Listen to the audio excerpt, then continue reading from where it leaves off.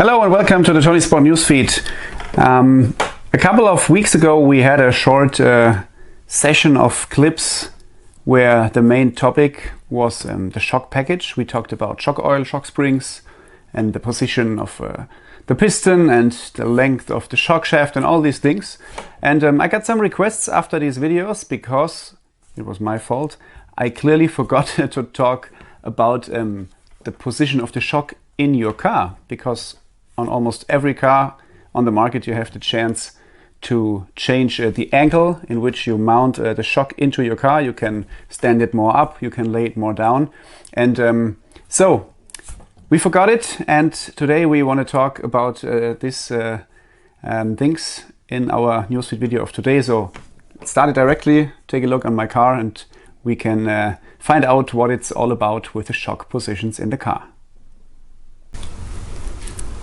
So now we look at the rear of my car, and as you can see, I mounted this shock in the most possible lay down position, and this one here is mounted in the most possible stand up position. So this is almost the extremest example here in opposite to each other. Generally it is like that. When you have a shock which is extremely laid down, this shock will generate less initial traction. That means when you are driving and you are going into a corner, the shock will not make that much pressure on the tire because it is softer in the first moment, and it will stiffen up through the corner as more the car will lean to the outer side or into the shock. The shock will stiffen up, and then the traction will get more and more. But in the first moment you will have a car which is feeling smooth and not super aggressive. And a shock which is laid down and does not create that much pressure on a tire will maybe be better in a situation where the temperatures are really hot and you have to take care not to overheat your tires so fast. And a more laid down shock can also be very good in high traction conditions, because through its not being super aggressive character, I would call it like that, it is not generating so much pressure, so much traction in the first moment when you are going into the corner, and this will also prevent the car from traction rolling. So when you are racing on a high-bi track and you have problems with traction rolling, just check your shock positions, and maybe you can dial in the car a little bit more when you lay down the shocks a little bit to get everything work a little bit smoother. When the shock is laid down, the car also generates a little bit more side bite, and this is noticeable mostly in long sweeping corners where you don't want the car to step out in the middle of the corner.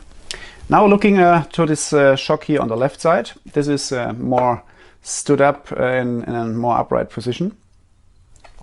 Yeah, and everything I told you now from this shock is getting to a different stage now, because when you mount the shock on a position here more on the outside of the tower, this will make your shock initially harder compared to this one here, and because of this more increased hardness, the car will have increased initial traction and the car will not roll that much.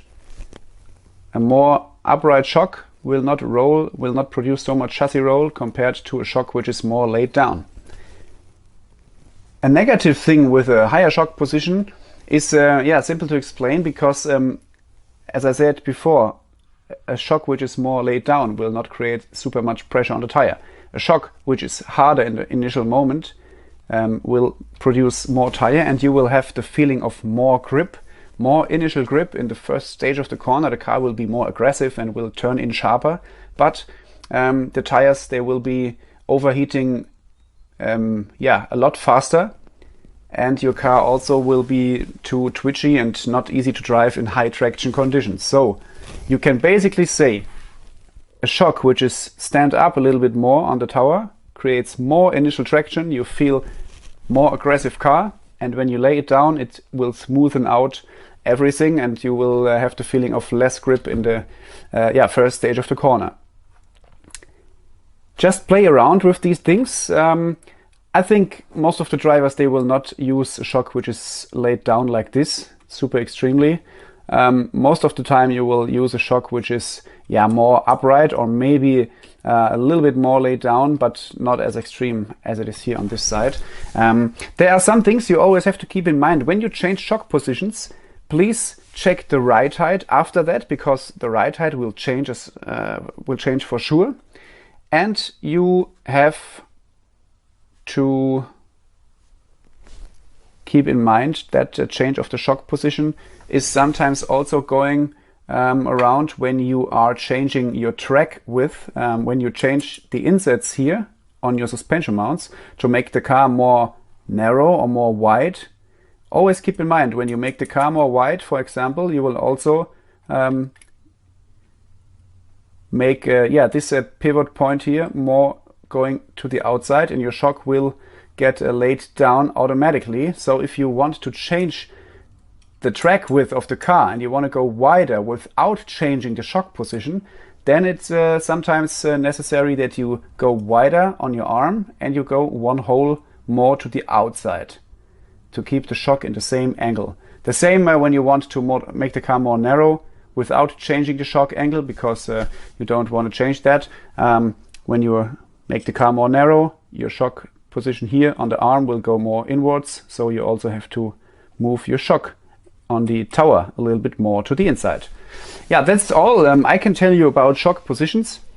Some guys, they also experiment with different shock positions from front to rear. So that means you can maybe use more upright shocks in the rear and more laid down shocks in the front to get more in-corner steering, especially when you're running outdoors.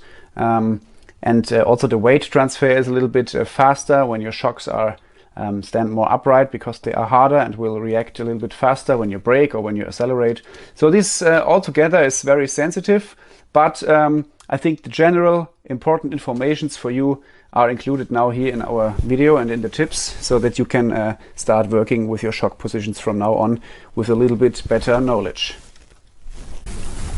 So now our series of shock videos is completed, I think, and I hope that you can take out some tips and advices for yourself. When you are practicing the next time on your racetrack and you are experimenting a little bit with the shock positions, always think about what you expect from the change, what you want your car is doing, if you want to have it more rolling, if you want to have it more being aggressive when you go into the corner and things like that, if you need more side bite or not. And it's always a little bit depending on the track and the conditions, and it's definitely important to know what you're doing when you change your shock positions. Until the next newsfeed video, I wish you some great days at the racetrack, and I hope that the sun will shine wherever you're racing outdoors now. And until the next time, keep racing, watch our videos. We really appreciate all your likes, your comments and all the clicks. So it's amazing to see that. And I want to say thank you from my side as well. And as long as you race with ToniSport, you will never race alone. We will keep pushing with the videos and with everything, so that we always can provide you the best possible parts and stuff for your RC racing. Thanks and goodbye.